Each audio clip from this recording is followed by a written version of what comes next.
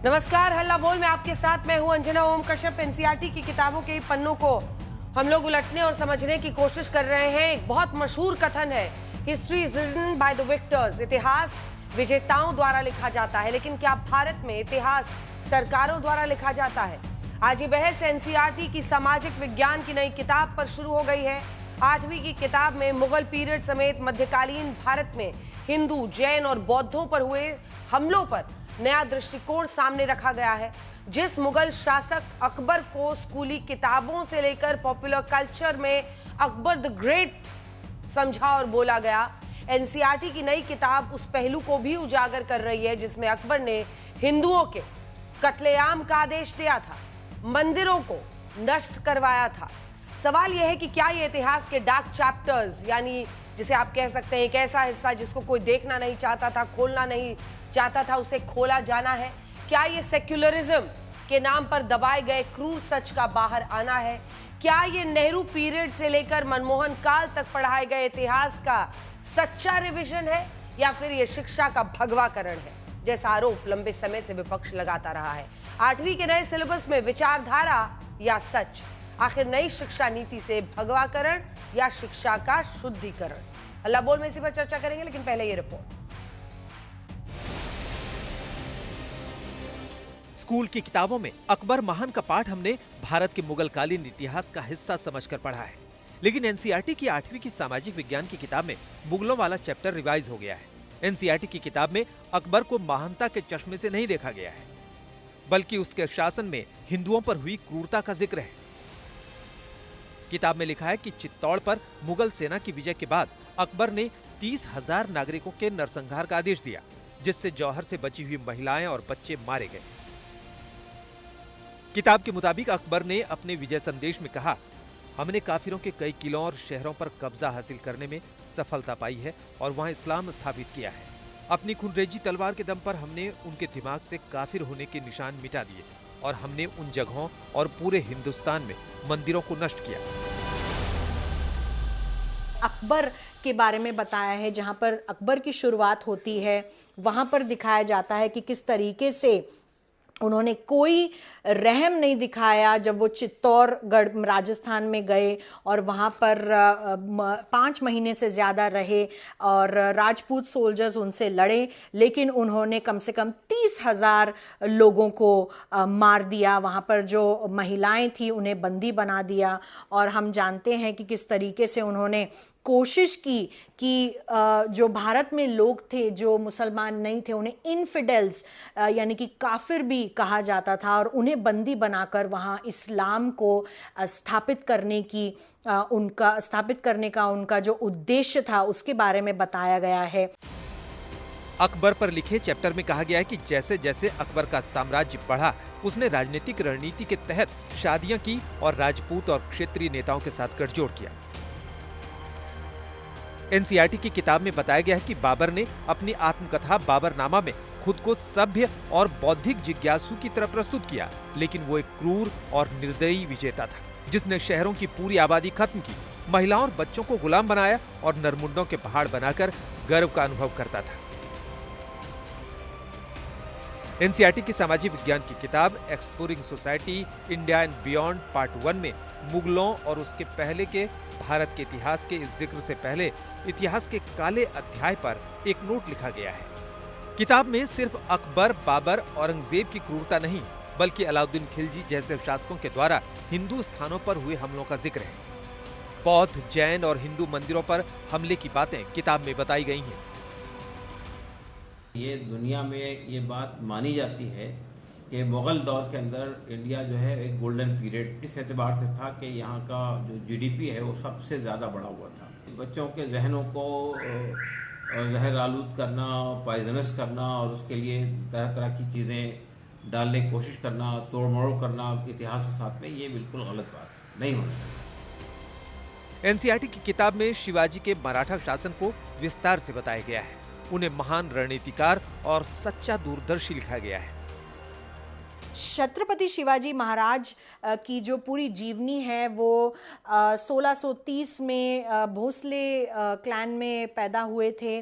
उनके माता पिता कौन थे, वो कहाँ कहाँ थे, उन्होंने कहाँ पर अपनी शस्त्र बल सीखा, ये सब कुछ इस किताब में इसका विवरण किया गया है। यहाँ आप देख सकते हैं चित्र में सिंधुदुर्ग फोर्ट जो है वो भी महाराष्ट्र गोवा बॉर्डर पर जो पड़ता है उसकी भी चित्र आपको दिखाई देंगे। मोदी सरकार की नई शिक्षा नीति में अब तक भाषा विवाद ही था, लेकिन इतिहास के चैप्टर पर एनसीईआरटी के इस रिवीजन के बाद विपक्ष की पहली प्रतिक्रिया यही है कि सिलेबस में सेक्युलरिज्म का ध्यान रखा जाना चाहिए। मुझे लगता है टारगेट क्या होना चाहिए, टारगेट होना चाहिए कि आपको सिर्फ उनको नॉलेज देनी है, ना ये टारगेट होना चाहिए कि आपको नफरत फैलानी है, स्टूडेंट को उनके दिमाग में डालना है। NCERT is an independent organization. It should work out the syllabus. It should decide the textbooks on the basis of scientific temperament, which we agree as far as education is concerned, on the basis of secular democracy that country is following today. And the NCERT should not come under any pressure from any authority, including the state government or other government. सबसे पहले यह पढ़ाया जाना चाहिए कि बाहर के जो आक्रांता आए सब के सब सफल क्यों हो गए। भारत का इतिहास पराजय का इतिहास है। वैसे तो एनसीईआरटी की ये किताब ये भी जिक्र कर रही है कि बीती घटनाओं के लिए आज किसी को जिम्मेदार नहीं ठहराया जा सकता, लेकिन एनसीईआरटी की किताब में मध्यकालीन इतिहास का ये रिवीजन ऐसे समय में हुआ जब शिक्षा के भगवाकरण का आरोप लंबे समय से लग रहा है। 2022 में राहुल गांधी ने कन्नड़ में सोशल मीडिया पोस्ट में लिखा था कि टेक्स्ट बुक का भगवाकरण देश की विविधता का अपमान है। इसी साल मार्च में राहुल गांधी ने कहा था कि आरएसएस हमारे देश की शिक्षा व्यवस्था को चौपट करना चाहता है और ऐसा हुआ तो देश बर्बाद हो जाएगा। एक संगठन हिंदुस्तान का जो भविष्य है, हिंदुस्तान का जो फ्यूचर है, हिंदुस्तान का एजुकेशन सिस्टम है, उसको खत्म करने में लगा है। उस इंस्टीट्यूशन, उस संगठन का नाम आरएसएस है। अगर हमारा शिक्षा का सिस्टम उनके हाथों में चला गया, जो आस्ते आस्ते जा रहा है, तो ये देश बर्बाद हो जाएगा। इस देश में किसी को रोजगार नहीं मिलेगा और ये देश खत्म हो जाएगा। एनसीईआरटी की किताब में इतिहास के चैप्टर का रिवीजन ऐसे समय में हुआ है जब उत्तराखंड के स्कूलों में गीता पाठ अनिवार्य किए जाने पर भी कांग्रेस समेत विपक्ष ने सवाल उठाए हैं। आज तक ब्यूरो। गौरव भाटिया प्रवक्ता बीजेपी के जुड़ गए। अभय दुबे जी हमारे साथ कुछ देर में जुड़ेंगे। प्रवक्ता हैं कांग्रेस पार्टी के। वारिस पठान प्रवक्ता एआईएमआईएम के। रुचिका शर्मा हमारे साथ स्टूडियो में जुड़ गई हैं, इतिहासकार के तौर पर हमारे साथ जुड़ रही हैं। जेएनयू में आप पढ़ाती हैं? मैं जेएनयू से स्टूडेंट है। और डॉक्टर ओम जी उपाध्याय हमारे साथ सदस्य आईसीएचआर के जुड़ रहे हैं, जिनके साथ हम चर्चा करेंगे। गौरव भाटिया जी, आरोप सीधा है विपक्ष का। वो कह रहे हैं आप भगवाकरण कर रहे हैं, आप जो युवा हैं, जो बच्चे हैं इस देश में, उनके दिमाग में जहर भर रहे हैं। इसकी कोई जरूरत नहीं है। क्या जानबूझकर ऐसा कर रहे हैं? अपनी विचारधारा को देश में स्थापित करने के लिए इतिहास को, इतिहास की किताबों को, मतलब जो बच्चे पढ़ रहे हैं एनसीईआरटी के किताब, उसको आप लोग बदल रहे हैं।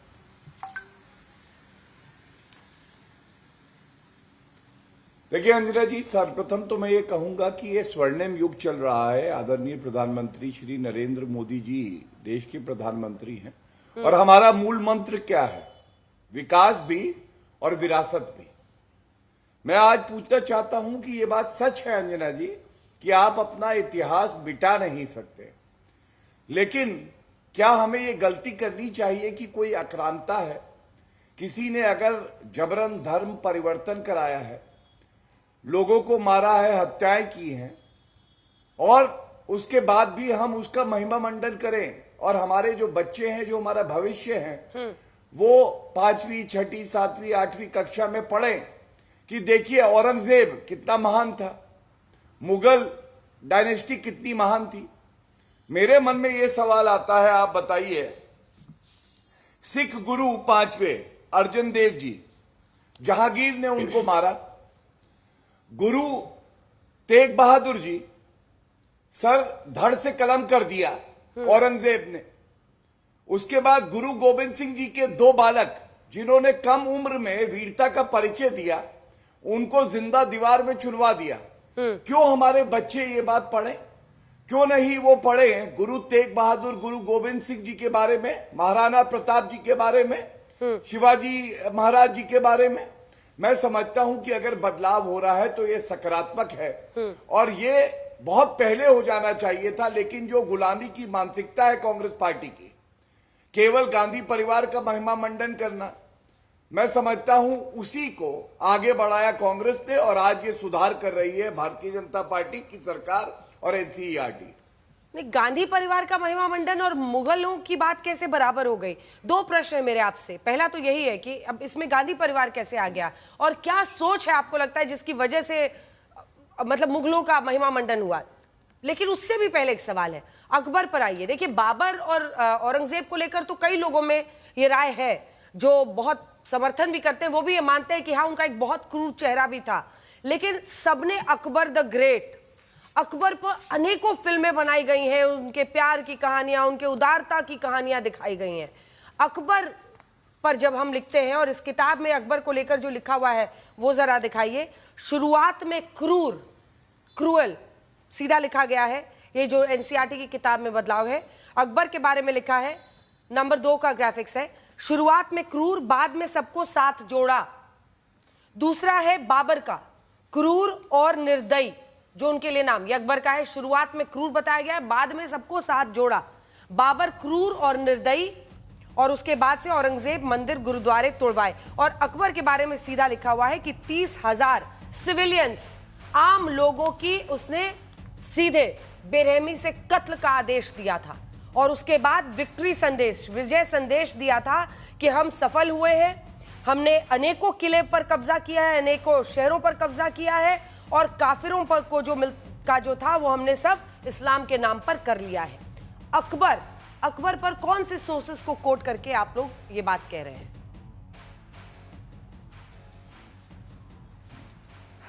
तो देखिए, सबसे पहले तो ये कहूंगा कि अगर कोई 30,000 लोगों को मरवा दे तो उसको क्रूर ही कहा जाएगा। हो सकता है कि कुछ अच्छे काम किए हों, लेकिन जब इतिहास पढ़ाया जाएगा तो उसमें ये वर्णन जरूर आएगा कि भारतीयों के लिए महाराणा प्रताप जी जो है वो हीरो हैं।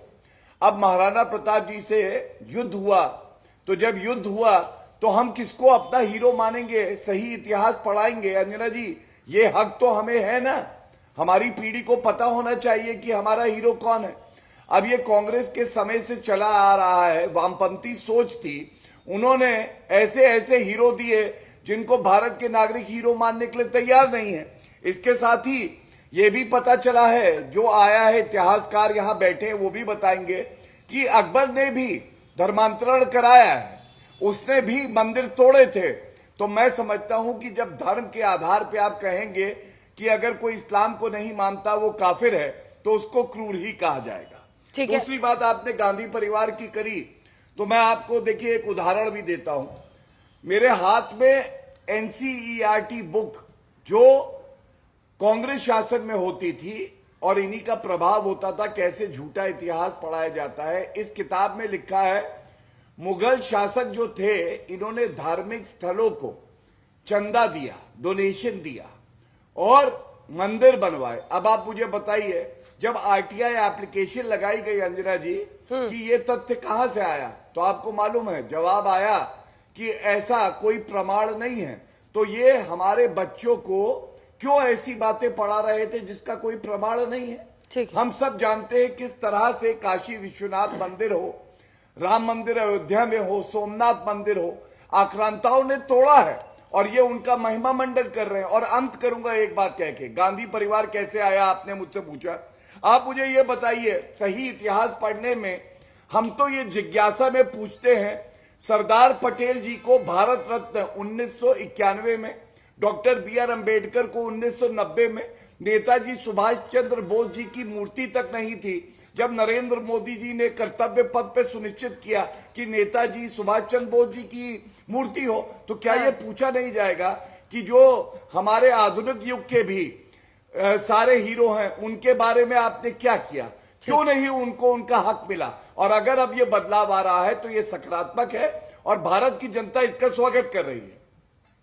अब अभय दुबे जी, आप मोर्चा संभालिए। आपसे 3 प्रश्न पूछूंगी। पूरे उत्तर भारत के अनेकों टूटे हुए मंदिर चीख चीख कर बताते रहे कि किसने तोड़ा, कब तोड़ा, कौन तोड़ा, सब पता था आपको भी। अभय जी, आप भी, मुझे पता है, बहुत धार्मिक है, आप भी मध्य प्रदेश से आते हैं, आप सारे मंदिर चीख चीख कर कह रहे थे, लेकिन आप लोगों ने उस पर आंखों पर पट्टी बांध ली। जजिया टैक्स क्या था वो आज हमारे दर्शकों को बताइएगा, और अगर ये भी सच्चाई का एक हिस्सा था तो आपने पीढ़ी दर पीढ़ी इस देश में ये जानकारी लोगों तक पहुंचने में क्यों रोकी कि उनका क्रूर चेहरा क्या था? अंजना जी, इस देश के नौनिहाल देश का भविष्य होते हैं। विश्व का कोई भी देश जो प्रगतिशील विचारधारा का देश है वो कभी भी अपने आने वाली पीढ़ी को प्रतिशोध की बातें नहीं बताता। भारतीय जनता पार्टी आज ये सब क्यों कर रही है?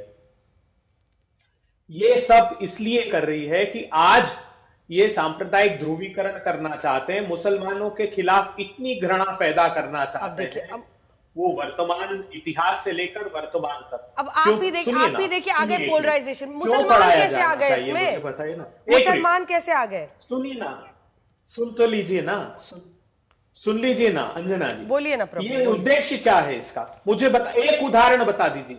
क्या कांग्रेस पार्टी ने कभी बच्चों की इतिहास की पुस्तक में यह लिखा कि पृथक पाकिस्तान बनाने वाले फजलुल हक के साथ श्यामा प्रसाद मुखर्जी साहब ने बंगाल में सरकार बनाई?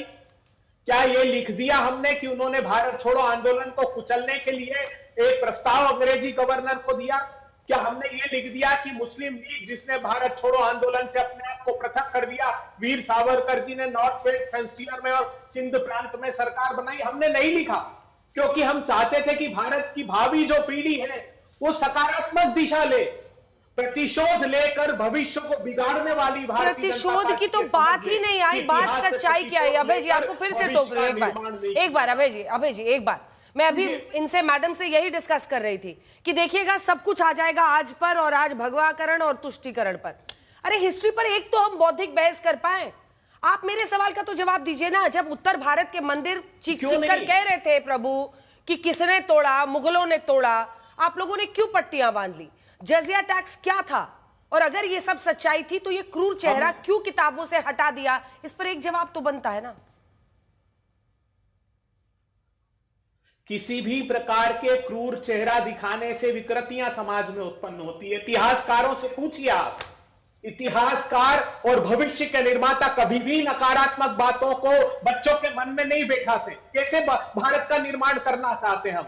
द्वेष वाले, वैमनस्य वाले? अरे तो उसके लिए आप प्रतिशोध का भाव भर दें? हम सांप्रदायिक सौहार्द भरना चाहते हैं। किसने मोल्ड कर दिया? देखिए, सुनिए मेरी बात, हमने इतिहासकारों को ये छूट दी। अरे अभय दुबे जी, एक सेकंड, अभय दुबे जी को मेरे साथ दिखा दीजिए। अभय दुबे जी, अगर अभी आज के कंटेम्प्रेरी हिस्ट्री में हम जलियांवाला बाग का इतिहास दिखाते हैं, डायर ने क्या किया था बताते हैं, तो वो क्रूर ही तो था, लेकिन वो बताते हैं ना क्योंकि वो सच्चाई है, क्योंकि हमें जानना है कि गलत कौन था। तो ऐसे में इसको विभत्स हो जाएगा, ये गड़बड़ हो जाएगा कि हम झूठ इतिहास बता देंगे। कैसी बात कर रहे हैं साहब आप? नहीं, झूठ, भारतीय जनता पार्टी की मनोवृत्ति बता रहा हूं मैं। आज वो क्या, अगर हमारे देश का, मेरे भी प्रधानमंत्री अगर सार्वजनिक सभाओं में शमशान, कब्रिस्तान, दिवाली, रमजान करेंगे तो उनका उद्देश्य क्या है बताइए? हम अकबर द ग्रेट क्यों बोलते रहे? सुनिए ना, या तो अब जो लिखा जा रहा है वो झूठ है, या जो आप लोग पढ़ा रहे थे वो झूठ है। देखिए, 30,000 लोगों को मारने के बाद उसके मारने का ऑर्डर देना और सिविलियंस का ऑर्डर देना, और उसके बाद सीधा सीधा लिखना कि काफिरों को आखिरकार उनकी सजा मिली है, ये छोड़कर हमें बताना कि अकबर द ग्रेट बोलो, ये तो आपने बड़ी नाइंसाफी की है कई पीढ़ियों के साथ। इस पर एक छोटा सा तो रिस्पांस बनता है अभय जी, फिर आप टूट पड़िएगा बीजेपी पर। अंजना जी, ऐसा नहीं था, विश्व भर में ये उदाहरण प्रस्तुत है। कई सारे क्रूर अत्याचार हुए हैं भारतवंशियों के साथ। आज नहीं हुए क्या? आज क्या इतिहास में यह उल्लेख किया जाए कि नरेंद्र मोदी जी की वजह से 700? आज जब भविष्य की पीढ़ी को पढ़ाएंगे तो क्या पढ़ाएंगे? आप नकारात्मक बातों को नहीं पढ़ाया जाता, ताकि कम से कम नौनिहालों को उनको विज्ञान है, उनको प्रौद्योगिकी है, उनको इसीलिए तो पंडित नेहरू कहते थे कि आधुनिक भारत के मंदिर हैं हमारे ये बड़े बड़े संस्थान जो हमने विकसित किए हैं। हम वैमनस्य धार्मिक नहीं भरना चाहते, ना हमको करना चाहिए ये, ना शोभा देता है, किसी भी सरकार को शोभा नहीं देता है। आप प्रतिशोध की आग में मत डालिए बच्चों को, मेरा विनम्र आग्रह।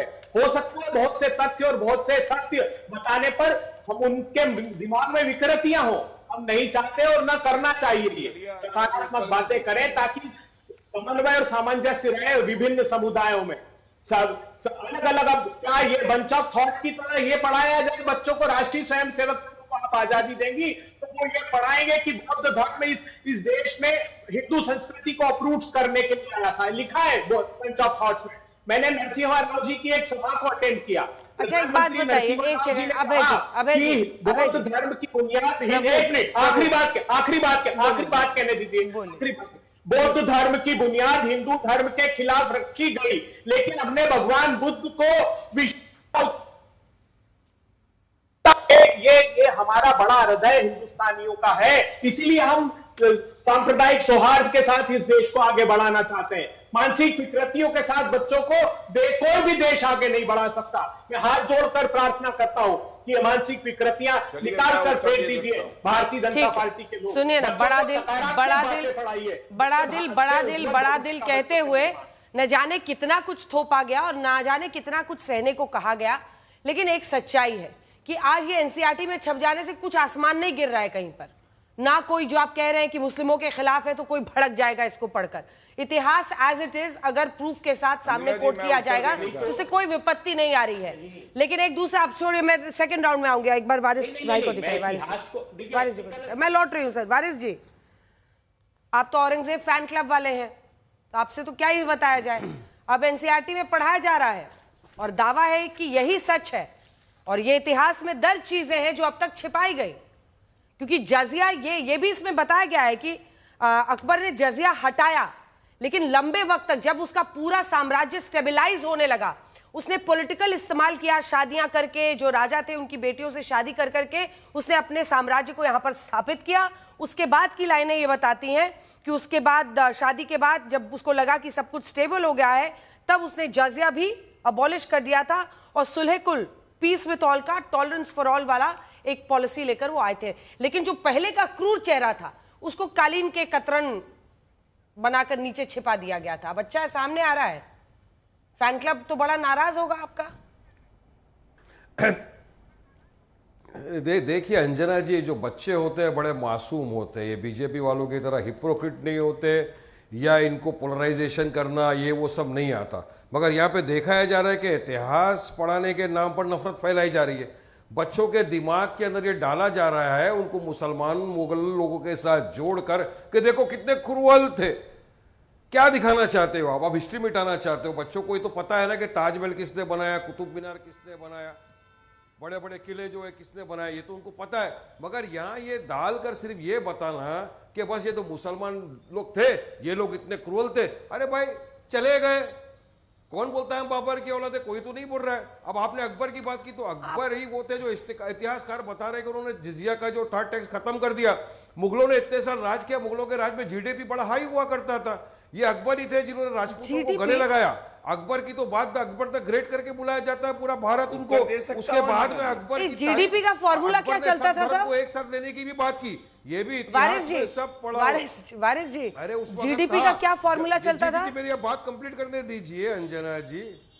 जीडीपी का फॉर्मूला क्या था? टैक्सेशन होता था अकबर के पीरियड के अंदर, बहुत अच्छा था मुगल लोग ने। आज अरे नहीं, अभी का फॉर्मूला तो दिखाओ। मैं तो यही बोलना चाह रहा हूं, टैक्स लगता था उसको आप कह रहे हैं फायदा, चाहिए कि प्रेजेंट फॉर्मूला बच्चों को सिखाए ना। जजिया टैक्स हटा दिया गया, लेकिन जितने साल मुगलों ने राज किया उतने साल जीडीपी बड़ा हाई था। मैं नहीं बोलता, मैं इतिहासकार नहीं हूं, इतिहासकार लोग को पढ़ रहा हूं मैं, इतिहासकार बता रहे हैं। और सारे इतिहासकार आज ये लिख रहे हैं कि किस तरह से नया जो सिलेबस आया है एनसीईआरटी जो है, इसको किस तरह पढ़ो मोड़ो के बाद में एक डिस्क्लेमर भी आ रहा है। डिस्क्लेमर, अरे गौरव भाटिया, बच्चों को इतिहास छोड़ो, प्रेजेंट बताओ, फ्यूचर में ले जाओ। अगर प्रेजेंट ये बच्चों ने पढ़ लिया तो बीजेपी को थूकेगी मुंह पे जाकर कि किस तरह से मुसलमानों ने, जिन्होंने आजादी की जंग लड़ाई में अपनी जानें गंवा दी, उनका किस तरह से आप ये कर रहे हो। यहाँ पे आज आप जेएसआर के नाम पे किस तरह मुसलमानों का कत्लेआम कर रहे हो, गाय की तस्करी के नाम पे शुरू हो गए। मैंने आपको कहा था ना 5 मिनट ये डिबेट नहीं टिकेगी। आप एक सेकंड आवाज नीचे कीजिए। कुछ पढ़ के आए हैं कि खाली ऐसे गाना गाना है? आज कव्वाली थोड़ी कर रहे हैं सर हम लोग, कुछ पढ़ के आए हैं। अगर आपके पास कुछ फैक्ट्स है तो फैक्ट्स, आवाज नीचे कीजिए, फैक्ट्स है सर, हाँ तो फैक्ट्स है तो इसको आप ठीक है रेफ्यूट कीजिए फैक्ट्स के साथ। क्या अकबर ने 30,000 आम नागरिकों के कत्लेआम का आदेश दिया था, हाँ या ना? ठीक है, कर दिया, चलो उसने तो जलियांवाला बाग जनरल डायर ने किया था क्या नहीं? वो आप क्यों नहीं दिखाते? कर दिया, चलो। आप ब्रिटिशरों को क्यों नहीं दिखाते क्रूअल? मैं किसी का क्रूअल्टी के ऊपर जाता ही नहीं हूं। अगर वो क्रूअल थे चले गए। आज बच्चों को ये पढ़ाकर क्या दिखाना चाहती है बीजेपी? चलिए बताइए हिस्ट्री में कुछ तो क्या बच्चों के दिमाग में आपको डालना है? आज इस वक्त वर्ल्ड आगे बढ़ रहा है, अरे हिस्ट्री मिटा ही नहीं सकती। हिस्ट्री में पढ़ाएंगे ताजमहल किसने बनाया, सावरकर तो हिस्ट्री बंद करके फिक्शन की स्टोरी पढ़ाई जाए। शाहजहां का नाम गलती मेरी है सर, आपकी नहीं है। किसने बनाया? आपके जैसे महान इतिहासकार को मैंने शो में बुला लिया, गलती मेरी है सर। इतिहास की किताब ही बंद कर दी जाए, इतिहास ना पढ़ाई जाए। जनरल डायर ने मारा तो उसने भी मारा, क्या बोल रहे हैं सर? आपको 5 मिनट का टाइम दे रही हूँ, 5 मिनट का टाइम दे रही हूँ। थोड़ा रिसर्च कर लीजिए, गूगल कर लीजिए, अपनी टीम से मांग लीजिए और वापस डिबेट में आइएगा। अकबर पर या जो भी इस किताब में लिखा गया है फैक्ट्स के साथ रिफ्यूट करने को अगर कुछ है तो जरूर बताइएगा। अब मैं 2 इतिहासकारों को इसीलिए इसमें शामिल करना चाहती हूँ। आपके साथ शुरुआत करूंगी रुचिका जी, आप एक स्टूडेंट हैं, लेकिन सवाल यह है कि देखिए ये तमाम बातें अकबर के बारे में अगर थी तो जनता से क्यों छिपाई गई? पीढ़ी दर पीढ़ी इस देश में क्यों नहीं पढ़ाया गया? अब इसमें दोनों हिस्सा है। 30,000 आम लोगों को मारने का जो आदेश दिया था वो भी, और वो भी कि बाद में उसने अपने आप को बदला। जी पहले तो मैं स्टूडेंट थी, मेरी पीएचडी हो गई है जेएनयू से, अभी मैं पढ़ाती हूँ। सेकेंड पॉइंट, मेरी एनसीईआरटी के रीसेंट चेंजेस से सिर्फ 2 प्रॉब्लम्स हैं। एक सबसे पहला प्रॉब्लम, उन्होंने काफ़ी कुछ झूठ लिखा है जो मैं फैक्ट से आपको बताऊंगी। दूसरा, उन्होंने काफ़ी कुछ इतिहास इनकम्प्लीट बताया। सिंस जिजिया इतना डिस्कस हो रहा था, सबसे पहले मैं ये क्लियर कर दूं कि ये आइडिया कि अकबर ने अपना एस्टैब्लिश करने के बाद बनाया था, जिजिया को ख़त्म किया था, ये बिल्कुल गलत है। अकबर का रेंज शुरू होता है 1560 में। 1562 में जिजिया अबॉलिश हो गया था और तब तक ये कहीं भी नहीं है कि उन्होंने अपना राज कंसोलिडेट किया था। इनफैक्ट वो बड़े यंग रूलर थे और उन्होंने बड़ी यंग टाइम में ही अपना ये डिसीजन ले लिया था। एंड उनका डिसीजन बाय द वे आईने अकबरी में ये कहा गया है क्योंकि ये रिलीजियस डिस्क्रिमिनेशन पे बेस्ड टैक्स है, इसीलिए ये टैक्स को खत्म करना जरूरी है। So it's a very important thing to note कि ये बात एनसीईआरटी आपको नहीं पढ़ा रहा है। कितने साल के बाद उसने बंद किया? 2 साल के बाद। 2 साल 1560 में शुरू हुए और 1562 में। अकबर का reign by the way goes from 1560 all the way to 1605, right? It's a long 45 years के अंतराल में फर्स्ट 2 इयर्स और ये 30,000 आम लोगों को मारने का आदेश दिया था कत्लेआम। उसके बाद आप आ रहे हैं 30,000। मैं 1 मिनट आना चाहती हूँ, मैं पहले झूठ कवर कर दूं जो एनसीईआरटी के हैं। दूसरा झूठ ये बोलते हैं कि जिजिया इसलिए लाया गया क्योंकि it was an incentive to convert, ताकि लोग कन्वर्ट हो जाएं, मुसलमान बन जाएं, ताकि उनको जिजिया नहीं देना पड़े। ये कौन सी सोर्स में लिखा है? मैं एनसीईआरटी को आरटीआई डालना चाहूंगी। मैं पूछना चाहूंगी आपने कौन सी सोर्स में अकबर की, अकबर के बाद की, उससे पहले की, कभी की भी जब से जिजिया इस्लामिक वर्ल्ड में लागू हुआ है, कहां लिखा है कि it's an incentive to convert? तो ये कहां से आपका आइडिया आ रहा है? आप अपनी बात बीच में ला रहे हैं, राइट? दूसरा ये जो बात है, अब आप आते हैं ब्रूटैलिटी पे, क्रूअल्टी पे। कौन सा राजा है जो किसी की टेरिटरी में जाता है और कहता है सर प्लीज मुझे अपनी टेरिटरी दे दीजिए? क्या हिंदू राजाओं ने किसी राजा की टेरिटरी में जाके उसकी टेरिटरी लेने के लिए लूटपाट नहीं मचाई? शिवाजी मुझे याद आते हैं, शिवाजी कर्नाटका में जब जो चिक्का राजा वुडेयार थे, अगेन हिंदू राजा, उनके खिलाफ जब कर्नाटक में उन्होंने अटैक किया श्रीरंगपट्टनम में, तो वो बाकायदा उनके बाखर में लिखा है कि आसपास की सारी जगहों को उन्होंने लूट लिया। फिर आप चोलास को ले लीजिए, राजा चोला 11वीं सेंचुरी के रूलर, बहुत ही महान शासक हैं। उनके बनाए टेंपल पे। एक सेकंड आपको टोक रही हूं, क्योंकि आपने छत्रपति शिवाजी महाराज की बात की, उनकी आस्था बहुत लोग रखते हैं, उनको भगवान की तरह पूजते हैं महाराष्ट्र में।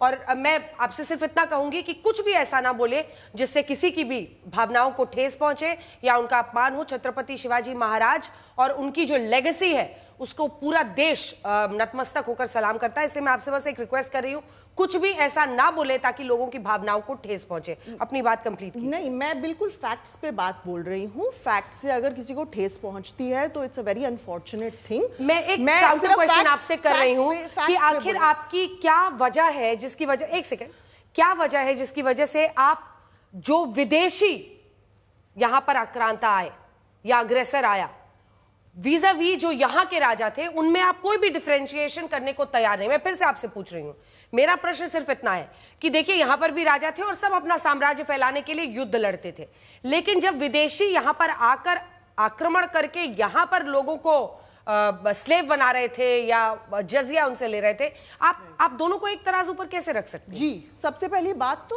अगर विदेशी मारे तो वो ज्यादा गलत और देशी मारे तो कम गलत, ये मैं नहीं मानती हूं। दूसरी बात, विदेशी का क्या कॉन्सेप्ट है? आप और मैं बिल्कुल विदेशी है। आर्यंस जो हैं वो 1500 BCE में ईरान से यहां आए, तो पूरा का पूरा India he at this particular moment, अपना आप डीएनए चेक करा लीजिए, 2019 में 2 स्टडीज हुई थी, सेल में और साइंस जर्नल में, जाके पढ़िए। वहां कहते हैं कि अप टू 30% जो डीएनए है वो आर्यन डीएनए है। ठीक है, ओम जी को दिखा दीजिए इनके साथ।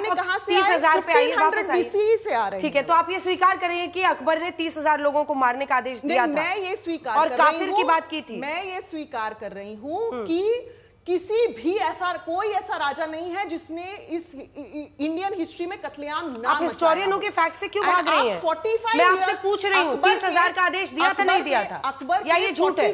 अकबर के 45 इयर्स के रेन में आपको बस एक इंसिडेंट मिला और एक इंसिडेंट के बेसिस पे आपने उसको पूरा डिस्कस कर दिया। मैं 15 इंसिडेंट ले आऊंगी चोलास के। अंजना जी दुर्भाग्य से, अंजना जी दुर्भाग्य से पूरे जो इतिहास लेखन है पिछले 6-7 दशक में, उसको सर के बल खड़ा कर दिया गया था, उसको अब हम पैर के बल खड़ा करने की कोशिश कर रहे हैं।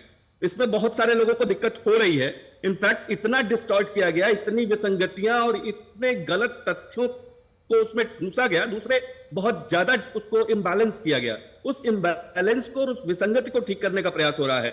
अभी जब ये प्रयास शुरू हुए, एक बड़ी प्रतिष्ठित पत्रिका ने ये दो एक साल पहले जब इस पे कई सारे पेपर्स आए तो लिखा कि Maharana Pratap returns, Akbar the great की खैर नहीं, और उसने ढेर सारे ऐसे तर्क दिए। आप देखेंगी कि जो ये घटना है और इस तरह की घटनाओं को इतने चालाकी से हटाया गया और किसी की महानता को गढ़ा गया, पता नहीं उसके पीछे जो सोच है वो जब खुल के आती है तो एक अलग ही नजरिया दिखता है।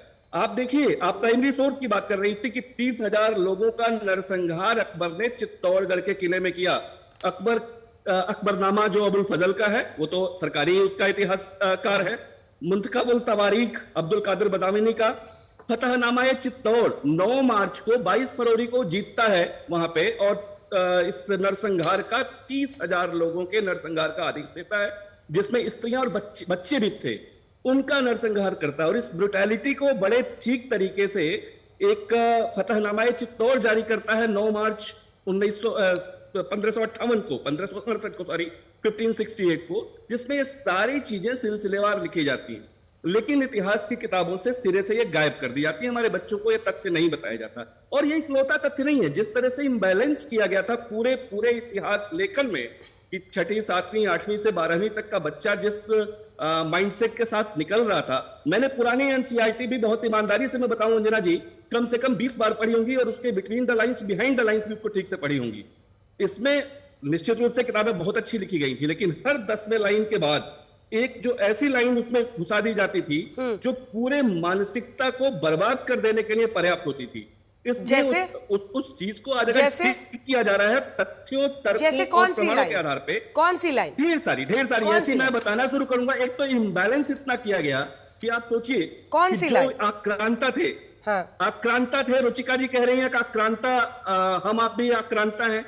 अरे आर्यन इन्वेजन थ्योरी कब की खत्म हो गई है? थोड़े नए रिसर्चेस पढ़ते रहना चाहिए, थोड़े कुछ ठीक तरीके से जितने भी, और वो एक आधार पे नहीं, कॉन्डेडेंस्ट के रिसर्च को पढ़ लीजिए, डेविड फ्रॉले के रिसर्च को पढ़ लीजिए। आप अगर देसी इतिहासकारों को इतिहासकार नहीं मानती तो विदेशी इतिहासकारों को ही पढ़ लीजिए और ठीक तरीके से उसको। और इधर सिनोवली और राखी गढ़ी के बाद जो रहा सहा कसर था वो भी खत्म हो गया है। थोड़े से नए रिसर्चेस को भी पढ़िए और उसको खुली आंखों से, खुले तरीके से, खुले मन से पता लगा स्वीकार है। कीजिए। राखीगढ़ी एक्सकवेशन 2019 की 2 पेपर्स छपे हैं सर। 2019 की बात कर रही हूं, पुरानी रिसर्च नहीं है। और ये आर्यन इन्वेजन थ्योरी नहीं है, आर्यन माइग्रेशन पूरी रिपोर्ट आ जाएगी, पूरी रिपोर्ट आ जाएगी। उन्होंने दी थी, वो खत्म हो चुके हैं। पूरी रिपोर्ट आ आर्यन जाएगी। माइग्रेशन थ्योरी जेनेटिक स्टडीज पे बेस्ड है। पूरी दुनिया में ये बात मानी जा चुकी है, linguistically, historically, archaeologically and genetically, linguistically, Aryan migration archaeologically, 1500 historically BCE में वेव्स में हुई थी। और इसका पुख्ता सबूत आपका मेरा ब्लड है, आप जाके कर लीजिए। अप टू 30%, और अगर आप हरियाणा से हैं तो अप टू 40%। आप वहां से यहाँ आए या यहाँ से वहां गए, इसको भी ठीक से समझना चाहिए। सेंट्रल एशियन स्टेप के जो दिया। लोग आए थे उनका डीएनए मिलेगा।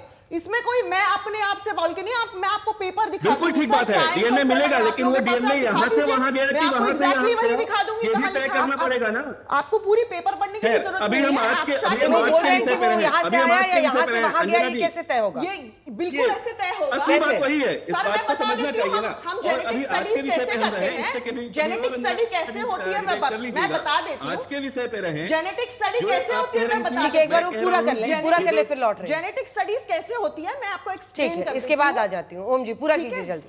आ रही हूँ अभय जी। अभय जी मैं ये कह रहा हूं कि जो भारत के इतिहास के, भारतीय इतिहास के मानबिंदु थे, उनको बड़ी खूबसूरती से उनको दरकिनार कर दिया गया। हमें महाराणा प्रताप को महान कहने में समस्या होने लगी। शिवाजी पे इस तरह के प्रश्न उठाए जा रहे हैं।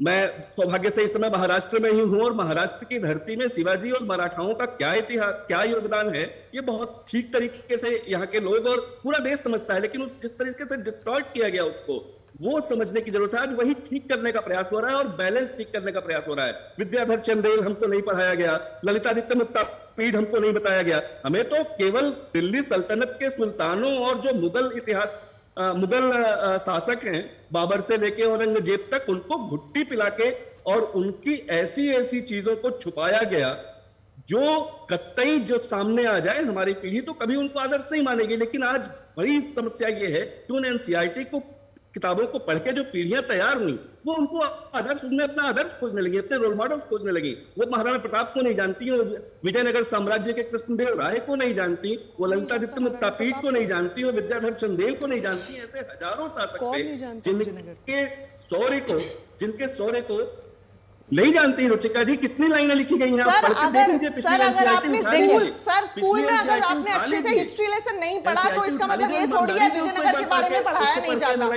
हर एनसीईआरटी किताब में, कोई भी एनसीईआरटी किताब खोल लीजिए, उसमें विजयनगर के बारे में पढ़ाया है। आपको कृष्णदेवराय के बारे में नहीं पता, किस बच्चे को कृष्णदेवराय के बारे में नहीं पता, किस बच्चे को। ठीक है, लेकिन रुचिका एक सेकंड आवाज नीचे कीजिए। रुचिका, लेकिन आपने भी बहुत अहम फैक्ट को छुपा कर रखा, या शायद आप जानती नहीं थी कि new DNA study challenges Aryan invasion theory. और ये एक second, let me complete ma'am, मैंने आपको बोलने दिया। देखिए, एक तरह से लोगों के दिमाग में बातें ठूसिए मत। अनेकों ऐसी स्टडीज आई हैं जो कि मेजर इंपॉर्टेंट जर्नल्स में पब्लिश हुई हैं, सेल में पब्लिश हुई हैं, जिसमें सीधे सीधे चैलेंज किया गया है आर्यन इन्वेजन थ्योरी को। Indo US team of researchers ने यह कहा कि हड़प्पन एरा से लेकर जो उन्होंने तमाम सबूत इकट्ठा किए हैं उसमें उन्होंने, मैं भी ऐसे उठा दूंगी तो देखिए ना, ऐसे फ्रैगमेंटेड पेपर्स के दम पर मैं आपको झूठा प्रोपेगेंडा नहीं फैलाने दूंगी। वापस दिखाइए अन्य मेहमानों को please. No, I am telling you ma'am, please हमेशा गार्डेड होके बोलिए। अगर आपकी थ्योरी को चैलेंज करने वाले लोग हैं तो उनकी भी बात करिए, हम सिरे से आपको खारिज नहीं कर रहे। अगर कर रही हैं तो मैं आपकी थ्योरी को चैलेंज कर रही हूं। हाँ तो मैडम यहाँ पे है ना, 2 न्यू जेनेटिक स्टडीज अपहेल्ड इन। अब आपकी डेट बताइए कब है, कब की डेट है? अरे भाई मेरी 2019 की। तो वही है ना, देयर इज फ्रैगमेंटेड आर्गुमेंट। एकदम देखिए ना, अग्रेसिव बॉडी लैंग्वेज से कोई सही नहीं होता। आराम से बात कीजिए। चलिए अन्य मेहमानों को दिखाइए, क्योंकि कई डीएनए स्टडीज आई हैं and this is as latest as 2020, जिसमें सिरे से ऐसे गलत कराया गया। आवाज नीचे कीजिए इनकी, स्टूडियो में आप नहीं, बिल्कुल नहीं। I will decide who will speak. Number 1. Number 2, अगर आपके आर्ग्यूमेंट्स हैं तो यहाँ पर भी आर्ग्यूमेंट है जो उसको चैलेंज कर रहा है। तो आप बियॉन्ड अ पॉइंट लड़ने के लिए नहीं आई हैं, अपनी बात कहने के लिए आई हैं। बता दीजिए व्हिच पेपर। अभय दुबे जी मैं बता रही हूँ, सेल जर्नल खोलिए, पढ़िए, और ये तमाम ऐसे आपको एग्जैक्टली खोल के बता, मेरी रिसर्च टीम जो भेज रही है वो बहुत इंपॉर्टेंट जर्नल्स की बात कर रही है और अकम्प्लिश न्यूज़पेपर्स की बात कर रही है। अभय दुबे जी आप हाथ उठा रहे थे, जल्दी से अपनी बात कहिए। अभय दुबे जी बोल, स्टूडियो को ऑफ कर दीजिए। अंजना जी, इस शो में ये बात सिद्ध हो गई कि अगर बच्चों तक इस तरीके से हम अपना इतिहास पहुंचाएंगे तो क्या भविष्य के भारत का हाल होगा। उदाहरण देता हूं मैं, हमने अशोक महान के लिए उनके प्रतीक चिन्हों को आजाद भारत का प्रतीक चिन्ह बनाया क्योंकि हम उनको शांति के स्थापक के रूप में देखते थे। वो अशोक महान अगर हम उस दूसरे पक्ष को उनके पढ़ाते जो पूरे भारत के तमिलनाडु और केरला को छोड़ दो तो उधर पाकिस्तान और पूर्वी अफगानिस्तान तक उनका राज था, क्या उसमें हिंसा नहीं हुई? क्या पुष्यमित्र शुंग का उदाहरण नहीं है कि वो हजारों बौद्ध मंदिरों को तोड़ा, ये इतिहास में दर्ज है? या बौद्धों की बुनियाद हिंदू धर्म के खिलाफ, ये क्या हमारे पास तथ्य नहीं है? लेकिन हम क्यों नहीं शामिल करते? क्यों हमने गांधीयों को, अभी गौरव भाटिया कह रहे थे गांधी को क्यों लिया हमने? गांधी को लिया इस दृष्टिकोण से कि उन्होंने अखंड भारत के लिए अपने प्राणों को आहूत कर दिया। इंदिरा गांधी जी ने, राजीव गांधी जी ने, महात्मा गांधी बलिदान हुए। ये क्या पढ़ाते हैं? राष्ट्रीय स्वयंसेवक संघ के शेषाद्री जी क्या लिखते हैं कि बंटवारे के खलनायक सरदार पटेल। लेकिन आज यहां आकर राजनीतिक स्वार्थों के लिए ओन करते हैं। क्यों ओन नहीं करते अटल बिहारी वाजपेयी को, लाल कृष्ण आडवाणी जी को, बलराज मधोक को, श्यामा प्रसाद मुखर्जी जी को? वो भी तो जवान थे, 20 से लेकर 25-30 साल के थे आजादी के आंदोलन में। लेकिन हमने कभी मन में विकृति रखकर ये नहीं पढ़ाया बच्चों को कि इन लोगों ने बर्तानिया का साथ दिया। हमने ये पढ़ाया कि भविष्य के भारत का निर्माण क्या होगा। तो आज कम से कम हम अपने बच्चों को ऐसा सकारात्मक इतिहास पढ़ाएं जिससे भविष्य का निर्माण हो सके। ऐसा इतिहास नहीं पढ़ाएं कि वो वर्तमान और भविष्य भारतीय जनता पार्टी की सत्ता के लिए देश का बिगाड़ दे। सिर्फ इनका उद्देश्य बहुत ही छोटा है। आपका उद्देश्य है देश में, ठीक है, देश में अपने वोट बैंक को कंसोलिडेट करने के लिए। आरोप उनका सीधा है कि आपको इससे फायदा होता है, आप अपने वोट बैंक को कंसोलिडेट करने के लिए इन थ्योरीज को और धीरे धीरे इतिहास जो बच्चे पढ़ रहे हैं उसको बदल रहे हैं। इसका जवाब दीजिए। बिल्कुल दूंगा अंजना जी। सबसे पहले तो महात्मा गांधी जी की बात करते हुए नकली गांधी परिवार की बात करते हैं और तुलना करते हैं तो मैं आपत्ति दर्ज करता हूं। महात्मा गांधी का हर कोई सम्मान करता है। हम लोग सोनिया गांधी और राहुल गांधी की तुलना महात्मा गांधी से नहीं करेंगे और ना सहेंगे। लेकिन अब ये जरूर बोला जाएगा अंजना जी, आप बताइए, बड़े दिल की बात कर रहे हैं, बीच में ना बोले, बीच में प्लीज। अंजना जी, ये तरीका ठीक है क्या? ये तरीका ठीक है? अगर आपको लग रहा है तो ठीक है, मैं चुप हो अभय जी, वो आपके बीच में नहीं बोले थे, लेकिन मैं फिर से आपसे कह रही हूँ गौरव जी, यही इनकी गंदी आदत है। प्लीज किसी पर पर्सनल टिप्पणी मत कीजिए, टॉपिक पे रहिए, बोलिए। नहीं अंजना जी, मैंने कोई पर्सनल टिप्पणी नहीं करी। इनके शब्द आप सुनिएगा। इन्होंने कहा महात्मा गांधी जी ने देश के लिए बलिदान किया और उसके बाद ये आ गए गांधी परिवार पे। तो मैंने ये कहा कि दोनों की तुलना ना करें और ये मेरी अपनी सोच है, इसमें कोई व्यक्तिगत टिप्पणी नहीं है। लेकिन अब मैं ये जरूर कहूंगा, बड़े दिल वाले मुझे ये बताएं, इमरान मसूद अभी कह रहे थे कुछ माह पहले 49 साल बादशाह रहा औरंगजेब, आताताई कैसे है? ये सोच है कांग्रेस पार्टी की। इमरान मसूद के शब्द हैं, बता दे औरंगजेब को मानते हैं हम तो गुरु तेग बहादुर, हम गुरु गोविंद सिंह जी को, छत्रपति शिवाजी महाराज को मानते आदर्श, आप किसको मानते? दूसरी बात, बड़ा दिल इन्होंने ऐसा दिखाया, सरदार पटेल की बात करेंगे लेकिन स्टैच्यू ऑफ यूनिटी आज तक गांधी परिवार नहीं गया। बड़ा दिल इन्होंने ऐसा दिखाया, भारत रत्न मैंने ये मुद्दा उठाया 1990 और 91 में बी.आर. अम्बेडकर साहब को और सरदार पटेल को दिया, पहले क्यों नहीं दिया? आपने इंदिरा गांधी को दिया, जवाहरलाल नेहरू को दिया, राजीव गांधी को भी मिल गया। ये पूछा जाएगा कि ऐसा क्यों है। तीसरी बात, मैं रुचिका जी को सुन रहा था, रुचिका जी ने चर्चा में ये नहीं बताया जब औरंगजेब ने गुरु तेग बहादुर जी का सर धड़ से कलम कर दिया, वो सही था क्या? उसे आदर्श मानना चाहिए। और सबसे बड़ी बात है डीएनए टेस्ट करा रही हैं। अगर डीएनए टेस्ट हो तो कई धर्मों के जो लोग भारत में हैं अंजना जी, उनका मूल धर्म भी हिंदू निकलेगा। इसलिए डीएनए टेस्ट पे नहीं जाइए। चर्चा का विषय यह है कि क्या मंदिर तोड़ना सही था, और अगर वो सही नहीं था तो हम उनको आदर्श क्यों मानेंगे। बात इसकी हो रही है। इतिहास पढ़ाया जाएगा लेकिन उनका महिमा मंडन नहीं किया जाएगा। और अंत करूंगा एआईएमआईएम पे। एआईएमआईएम के नेता अकबरुद्दीन ओवैसी ने कहा 800 साल हमने तुम लोगों पे हुकूमत की है। इसका क्या मायने है? ये लोग अपने आप को आक्रांताओं से जोड़ते हैं, मुगल से जोड़ते हैं। और मेरे पास इनकी एक तस्वीर है, ये देखिए, खुद वारिस पठान और अकबरुद्दीन ओवैसी मजार पे है औरंगजेब की। तो इनको अगर हक है ये अपने जो हीरो चुने, तो हमें भी हक है कि हम इतिहास को सही पढ़ाए और जो भविष्य में हमारी पीढ़ियां आएंगी वो जाने कि औरंगजेब के नाम पे रोड नहीं होगी, डॉक्टर एपीजे अब्दुल कलाम के नाम पे रोड होगी। ठीक है, दोनों आप ही छोटा सा रिस्पॉन्स उस पर दे दीजिए, क्योंकि उन्होंने आपसे बोला है। उसके बाद से मैं आपके पास आ रही हूँ वारिस जी।